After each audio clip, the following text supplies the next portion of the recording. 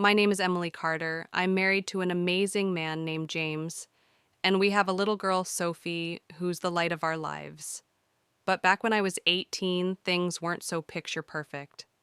I had just graduated high school, and it should have been one of the happiest days of my life.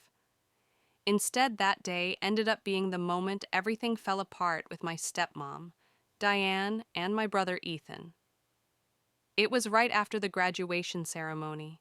I was still wearing my cap and gown when Diane pulled me aside with that fake, tight smile she always had when she was about to deliver bad news, Emily, she said, almost sweetly. I need you to know that the college fund your dad left behind won't be yours after all. Just like that, no explanation, no empathy, just dropped it like it was no big deal. I froze staring at her, trying to process. What do you mean? I asked. My dad had told me about that fund himself. He'd set it up for me when I was a kid. Diane didn't even flinch. She just shrugged like she was discussing the weather. Well, Ethan and I talked about it, and we think it would be better if the money went towards something more practical. Ethan has a plan for it, and honestly, Emily, you've always been more of a dreamer. College might not be the best fit for you. I couldn't believe what I was hearing. Ethan had always been the golden child, and Diane treated him like he could do no wrong. But this was next level. That money was for me. Dad wanted me to go to college. I said, my voice shaking. Ethan came over clearly, eavesdropping, and of course he chimed in. Emily, calm down. You know I'll make good use of it. I'm planning to invest it, start a business. Dad would have wanted us to be smart about it. Besides, you can just take out loans like everyone else if college means that much to you. He said it so casually, like I should just roll over and accept it. My hands were trembling and my heart was pounding in my chest. You can't just take what's mine. That's stealing, I yelled. Diane looked around, clearly embarrassed that I was making a scene, and hissed. Lower your voice. Emily, this is family business and you're being dramatic. I wanted to scream, but instead I just walked away. The whole graduation day turned into a blur. After that, I remember sitting in my room that night, staring at the ceiling, wondering how everything had gone so wrong. My dad had passed away the year before, and he'd always been my rock. Without him, I felt like Diane and Ethan had all the power, and I was completely alone. The next day, I tried to bring it up again, hoping Diane might reconsider. She just rolled her eyes and said, Emily, you're an adult now. It's time to grow up and figure things out for yourself. That money is being used for the family, which includes Ethan. When I told James about it later, he was my boyfriend at the time. He was furious. They can't do that to you. That fund was meant for your future. But legally, I didn't know what I could do. The account was in Diane's name, and without my dad, I had no one to fight for me. James offered to help me figure it out, but I told him to let it go. I didn't want to fight a losing battle and make things even worse, so I let it go, or at least I pretended to. Deep down, I made a promise to myself. I'd prove them wrong. I'd show them. I could succeed without their help. The next few years were tough to say the least. I worked multiple part-time jobs just to scrape by while taking classes at a community college. I couldn't afford to go to a 4-year university right away, but I was determined to finish my degree, even if it took twice as long. Meanwhile, Ethan was living it up. He'd started some business that was really just a fancy way of saying he was blowing through the money. Diane bragged about him, constantly saying things like, "Your brother is so ambitious, you should learn from him." It made me sick. James stuck by me through all of it. He encouraged me to keep going, even when I felt like giving up. By the time I transferred to a university, we were engaged. I remember Diane's reaction when she found out. Are you sure you're ready for marriage? Emily, it's a big responsibility, and you're still figuring out your life. She said it with that same condescending tone she always used, as if I was some clueless kid. Ethan, of course, chimed in with, yeah, maybe you should focus on your career if you can even call it that. I wanted to snap back, but I just smiled and said, don't worry about me. I'm doing just fine. Those years in university were some of the hardest of my life. I was constantly juggling work classes and trying to keep my head above water. Most days I barely had time to eat a proper meal. I worked evenings at a coffee shop and weekends at a bookstore, and in between shifts I crammed in studying wherever I could. It felt like I was living on autopilot, just grinding day after day. There were nights I'd cry in frustration, wondering if it was even worth it. But every time I thought about quitting, I'd hear my dad's voice in my head, reminding me why I started in the first place. That fun might have been stolen from me, but they couldn't take away my determination. It wasn't just the financial strain that made it hard, it was the emotional weight of feeling completely unsupported by my own family. Diane and Ethan never checked in on me, not once. In fact, they acted like I didn't exist. Diane was still throwing her little house parties, bragging about Ethan and his big plans while I was eating instant noodles and scraping together rent. I'll never forget the time I ran into Ethan at the grocery store. He was picking up expensive steaks, and I had a basket with canned soup and some store-brand bread. He looked at me, smirked, and said, "Still doing that whole struggling student thing?" Huh. You could have had it easier if you just played your cards right. I didn't respond. I couldn't trust myself to speak without blowing up. By my second year, things started to shift a little. I managed to land a paid internship with a local marketing firm, which felt like a lifeline. The pay wasn't much, but it was enough to let me cut back on one of my part-time jobs. Plus, it gave me real-world experience, and for the first time, I started to feel like I was building something for my future. But even then, it wasn't easy. My days were a blur of early morning classes, afternoons at the internship, and nights spent studying or working shifts at the coffee shop. My social life was non-existent, and I was constantly exhausted. One of the lowest points came when my laptop died a week before finals. I didn't have the money to replace it, so I borrowed an old one from a friend. It was so slow that just opening a document took forever. I remember sitting in the campus library at midnight, trying to finish a paper that was due the next day, and just breaking down. I wanted to scream at the unfairness of it all. But then I thought about Diane and Ethan, how they'd probably laugh if they saw me struggling, and that gave me the push I needed to keep going. I wasn't going to let them win. It wasn't just the lack of support from Diane and Ethan. It was the way they'd go out of their way to humiliate me, especially in front of others. There was one Thanksgiving dinner I'll never forget. I had just started college. I hadn't planned on going, but James convinced me to show up for appearances. I should have trusted my gut and stayed home. Diane was hosting, and the table was packed with her friends and a few of Ethan's business contacts, if you know what I mean. Everything was going smoothly until Ethan decided to open his mouth. "So, Emily," he said loudly, smirking as he leaned back in his chair.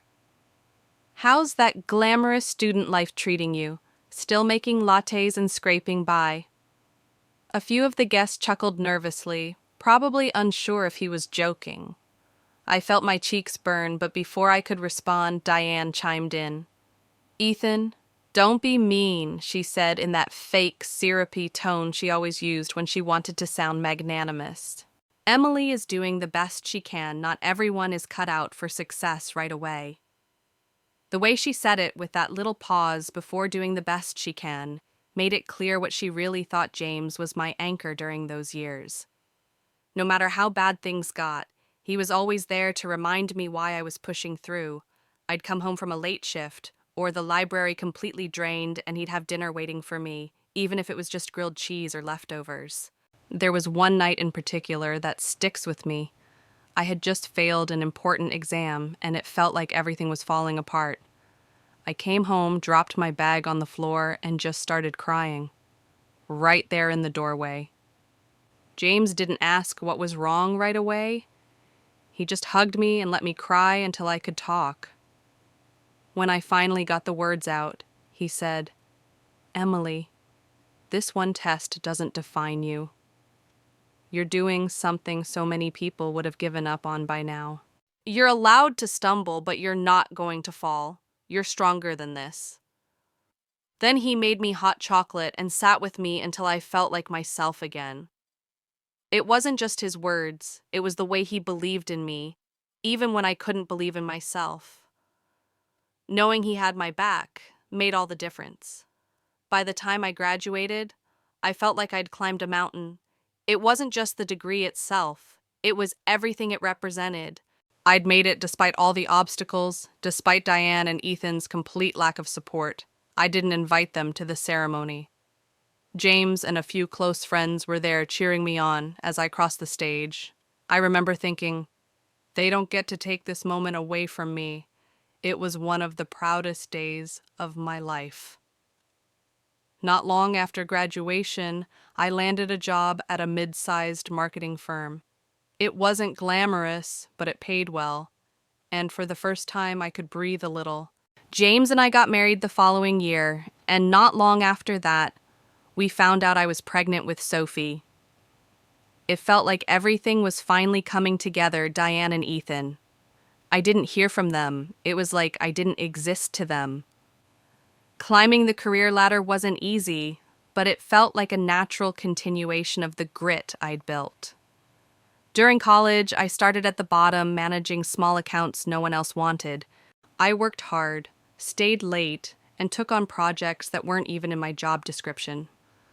Slowly, people started to notice. My manager once pulled me aside after a big presentation and said, "Emily, the way you handled that client, it's like you've been doing this for years. You've got a real talent for connecting with people." It meant the world to me, but it also stung in a strange way. Hearing praise from colleagues and managers, people who barely knew me, only highlighted how little I'd ever gotten from my own family. I'd sit in meetings where my boss would brag about my work ethic, or I'd overhear coworkers saying things like, "Emily's a star. She's going places," and part of me felt empty. I kept thinking, why couldn't Ethan have said something like that? Why couldn't Diane have seen my worth? Instead, all I ever got from them were backhanded comments or outright dismissal. It was a hollow kind of sadness, knowing the approval I'd craved as a teenager would never come from them. My life kept moving forward, and with every step, I felt like I was finally building something solid. After a few years at the firm, I landed a promotion to account manager, overseeing a team of my own. It felt surreal. Just a few years ago, I was struggling to pay for groceries, and now I was sitting in meetings with executives presenting strategies I had developed. James was my biggest cheerleader through it all. When I got the promotion, he surprised me with a little dinner party at home, just us and a few close friends. "You've earned this," he said, raising his glass to toast me. "No one deserves it more." Around the same time, we welcomed Sophie into the world. The moment I held her for the first time, everything else faded away. I remember looking at her tiny face and thinking, "I'm going to make sure you always feel loved and supported no matter what." Being a mom added a whole new layer of joy and purpose to my life. But while my world was brightening, Diane and Ethan's was starting to crumble. Ethan's big plans had fallen apart, his business tanked, and Diane, who had always prided herself on her social status, suddenly seemed less confident.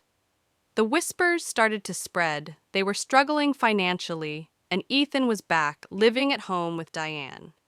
I'll never forget the day I ran into Diane and Ethan at the grocery store. It had been years since I'd seen either of them, and honestly, I wasn't prepared for how different they looked. I was in the organic aisle picking out some fancy cheese for a dinner James and I were hosting. Sophie was in the cart, babbling about something when I turned the corner and almost bumped into them. Ethan was pushing a cart with just a few items, mostly canned food and a bag of rice, and Diane was trailing behind him, looking worn out and older than I'd ever seen her. "Emily," Diane said, her voice a mix of shock and awkwardness. Ethan glanced up, and his expression hardened when he saw me. I didn't know what to say at first. I was standing there with my cart full of high-end groceries, Sophie giggling in her seat while they looked like they were barely scraping by. Diane tried to muster up her usual fake smile. "You're looking well," she said, her eyes darting to my cart. Ethan just grunted, clearly too proud to say anything. Yeah, things have been good, I replied casually, not wanting to rub it in, but unable to hide the satisfaction I felt.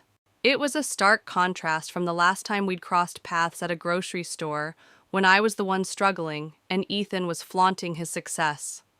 After that run-in, things changed. Suddenly, Diane and Ethan were trying to get back into my life. It started with small things. Diane calling to check in or sending me awkward messages on social media. Hi, Emily. Just wanted to see how you're doing. It's been so long. She never outright mentioned our encounter at the grocery store, but the timing was too obvious to ignore. Ethan wasn't as subtle. He sent me a text not long after. Hey sis, we should catch up sometime. I've got some ideas I'd love to run by you.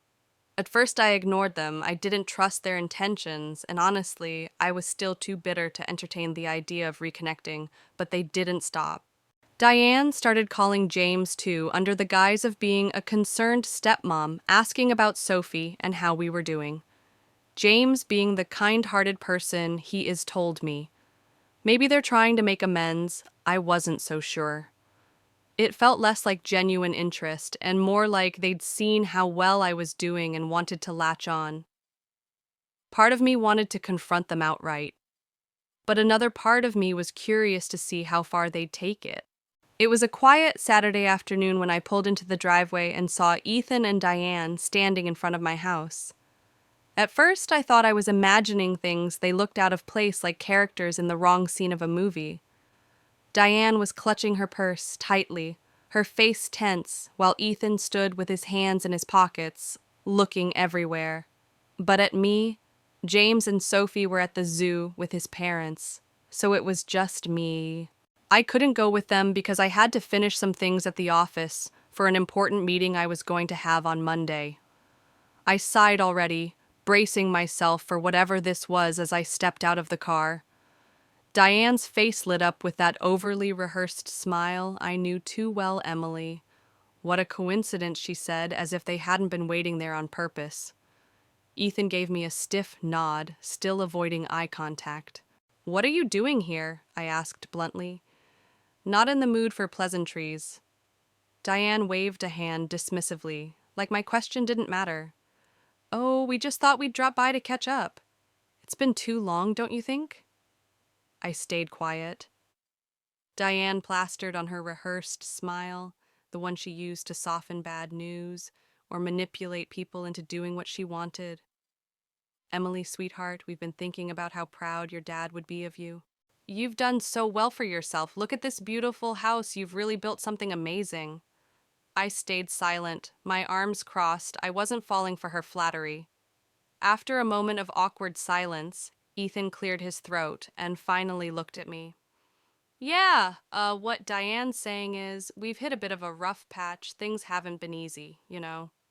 Rough patch, I asked, narrowing my eyes. What does that mean exactly? Diane looked at Ethan as if he had jumped into it too fast. Oh, it's nothing too serious. Just some financial hiccups. Ethan's business didn't quite work out the way we hoped, and, well, I've had some medical bills come up recently. We're just, how do I put this? A little strapped for cash at the moment. And I pressed, already sensing where this was going. Ethan shifted uncomfortably. We thought maybe you could help us out, you know, just a little something to help us get back on our feet. Help you out, I repeated, incredulous. You're asking me for money. Diane gave an exaggerated sigh, her fake smile dropping. Emily, you make it sound so harsh. It's not like we're asking for charity, just a loan. You're doing so well, and it's clear you can afford it. We wouldn't even be asking if it wasn't really necessary. Necessary? I echoed, feeling the heat rising in my chest.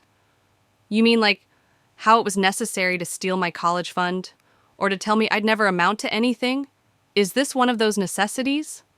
Ethan's jaw tightened. That's not fair, Emily. We did what we thought was best at the time. I let out a sharp laugh. Best for who, Ethan? For you, for Diane. Certainly not for me. Diane put a hand to her chest like I'd slapped her. Emily, that's ancient history. Can't we just move past that? We're here now, trying to make amends. Doesn't family mean anything to you? Family, I shot back, my voice rising. You mean the same family that left me to fend for myself, that made fun of me for struggling through college, that never lifted a finger to help me. You've got some nerve showing up here, and throwing the word family around Ethan's face turned red and his calm facade started to crack. You're not being reasonable. You've got everything now, a house, a husband, a great job. We're just asking for a little help. You owe us that much. Owe you, I snapped. I owe you nothing. Everything I have I built on my own with no thanks to either of you. And now you think you can just waltz in here and guilt me into giving you money? Not a chance. Diane's mask of politeness finally slipped. I can't believe this, she hissed. After everything we've done for you, done for me. I interrupted, laughing bitterly. What exactly have you done for me, besides making my life harder at every turn? Ethan lost his temper completely. You're a selfish, ungrateful brat. We gave you a roof over your head, and this is how you repay us. I stared at them, stunned by their audacity. Get off my property, I said, my voice cold. I'm done with this conversation. Diane's eyes narrowed and she leaned in, her voice dripping with venom. You'll regret this, Emily. One day you'll need us and we won't be there. I stepped back, opening the door to my house. Good, I've been doing just fine without you. As I stepped toward the door, Diane let out a bitter laugh. Fine, Emily. Stay on your high horse, but don't forget where you came from. You're nothing without that fancy degree, and we're the ones who made sure you had a roof over your head to even get that far. Ethan chimed in, his voice dripping with spite. You think you're so much better than us now, don't you? With your perfect little family and your nice house. Don't get too comfortable, Emily. Life has a way of knocking people like you down a peg. I stopped in my tracks, turning to face them one last time. You're right. Life does have a way of knocking people down. You should know you're living proof. With that, I stepped inside, closing the door firmly behind me. Even from inside, I could hear Diane muttering angrily as they walked away. Ungrateful. After everything we've done for her, she'll come crawling back one day. But as their voices faded, all I felt was relief. For the first time in years, I truly understood the power of closing a door literally and figuratively, and this one I knew would stay closed. About a year later, James and I took Sophie to an amusement park. It was a beautiful day. Blue skies, laughter everywhere, and the smell of popcorn in the air. Sophie was ecstatic, pointing at every ride and begging to go on the roller coasters. We were making our way toward the food stalls when I saw him, Ethan. He was coming out of a public restroom wearing a faded park uniform and holding a mop and bucket. For a moment, he didn't see us. His head was down, and he looked exhausted. His shoulders slumped. But then as we got closer, he glanced up and froze. Our eyes met, and in that instant, I could see the recognition and the shame on his face. Before I could say anything, he turned on his heel and walked away, pushing the mop bucket in front of him as fast as he could. His posture was stiff, like he was trying to hold on to some shred of pride. I just stood there watching him disappear into the crowd. James noticed my pause and looked at me. "Everything okay?" he asked. I nodded slowly, forcing a smile for Sophie's sake. "Yeah, let's go find that cotton candy stand." As we left the park that day, I couldn't stop thinking about Ethan.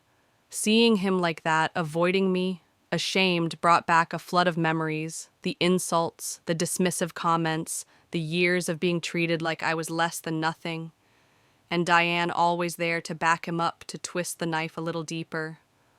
For so long, I'd carried the weight of their words, letting them make me feel small, but now it felt different. I looked at James, holding Sophie's hand as she chattered about her favorite rides, and I smiled. This was my life now, a loving husband, a bright, beautiful daughter, a career I'd worked so hard to build. Everything I'd achieved, I'd done without them. And the best part, I didn't need their validation anymore. They'd spent years trying to tear me down, but here I was, happy, successful, and surrounded by people who truly loved me. I thought about how Diane and Ethan's lives had unraveled, and for a moment I felt a flicker of pity. But it didn't last long. They'd made their choices, and they were living the consequences. I'd spent enough time mourning the family I wished I had. Now I was focused on the family I'd built, the one that mattered. As we walked to the car, Sophie tugged on my arm, pulling me into her excitement about the day. I smiled down at her, feeling nothing but gratitude for the life I had now,